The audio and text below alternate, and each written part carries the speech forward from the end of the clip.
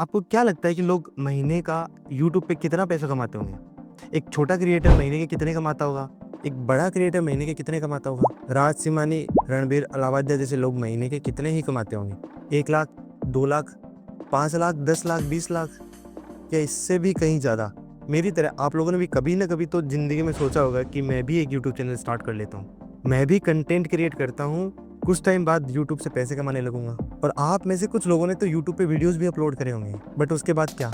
आज हम इस बात को डिकोड करने वाले हैं कि मैंने क्यों यूट्यूब चैनल स्टार्ट किया, मुझे एक यूट्यूब चैनल स्टार्ट करने का क्या मोटिवेशन मिला, मैं किन लोगों से इंस्पायर हूँ। और आज के टाइम हर एक इंसान के पास एक यूट्यूब चैनल तो होना ही चाहिए। देखो, छोटा क्रिएटर जिसके 2-2.5 लाख फॉलोवर है, वो महीने के एटलीस्ट 40 से 50 हज़ार तो कमाता ही होगा। यूट्यूब उसे 40 से 50 हज़ार तो महीने के देता ही होगा। फिर उससे बड़े लेवल पे आते हैं राज सिमानी, रणबीर अलावादिया जैसे लोग महीने के कम से कम 2, 2.5, 5 लाख तो कमाते ही होंगे। इससे ज्यादा ही कमाते हैं, बट एटलीस्ट कम से कम इतना तो कमाते ही होंगे। ओयो का फाउंडर रितेश अग्रवाल एक यूट्यूबर है, पॉडकास्ट बनाता है। जीरोधा का फाउंडर निखिल कामत एक यूट्यूबर है, पॉडकास्ट बनाता है। असनीर ग्रोवर भारत पे का फाउंडर इंस्टाग्राम पे रील अपलोड करता है, कंटेंट क्रिएट करता है। इससे भी एक बड़े लेवल पे चलता हूँ। आप लोगों ने कभी ना कभी तो रिच डैड पुअर डैड का नाम सुना होगा, कुछ लोगों ने तो रिच डैड पुअर डैड पढ़ी भी होगी।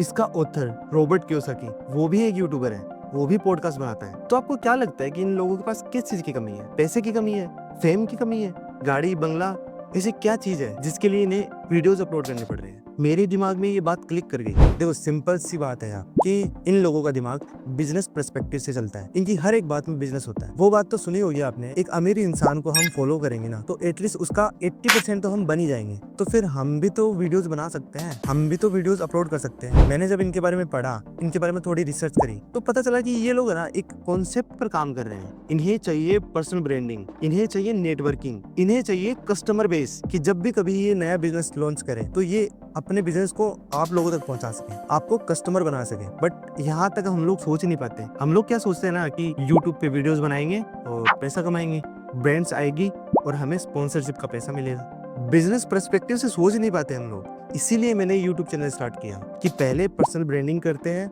फेस वैल्यू क्रिएट करते हैं, उसके बाद कभी जब हम बिजनेस लॉन्च करेंगे तो हमारे जो फॉलोवर्स हैं हम उनको कस्टमर में कन्वर्ट कर पाएंगे। फॉर एग्जांपल, मान लो आपको एक कपड़े का बिजनेस करना है, तो आप सबसे पहले क्या करोगे? पैसा इकट्ठा करोगे, एक शॉप रेंट पे लोगे, अपना कपड़े का माल वहां रखोगे और लोगों को बेचना स्टार्ट कर दोगे। बट कौन आएगा आपके पास जो आपको पहले से जानता हो, जो आप पर ट्रस्ट करता हो? और आपको कितने ही लोग जानते होंगे? 200, 500, 2000, 5000 लोग जानते होंगे। आप बड़े कस्टमर बेस बना ही नहीं पाओगे। और यही दूसरी साइड, आप एक यूट्यूबर हो, आप वीडियोस अपलोड करते हो, आपके 2-2.5 लाख फॉलोवर हैं, तो आप अपने बिजनेस को इन लोगों तक पहुंचा सकते हो, चाहे ऑनलाइन चाहे ऑफलाइन। इनमें से 80% लोग एटलीस्ट एक बार तो आपको प्रोडक्ट खरीदेंगे, वहां से आप टर्नओवर घुमा सकते हो। ये माइंडसेट उन लोगों का होता है। जब इन बिजनेसमैन लोगों को यहाँ कुछ दिख रहा है, कुछ वैल्यू दिख रही है, तो हम क्यों नहीं कैप्चर कर पा रहे हैं इस बात को? हमें भी तो वीडियोस बनानी चाहिए। और देखो यार, ये इंडस्ट्री एटलीस्ट 10 सालों तक तो कंटिन्यू रहने वाली है। ऐसा भी नहीं है कि ये आज के 1-2 साल बाद ये इंडस्ट्री खत्म हो जाएगी या आपका बिजनेस खत्म हो जाएगा। तो आप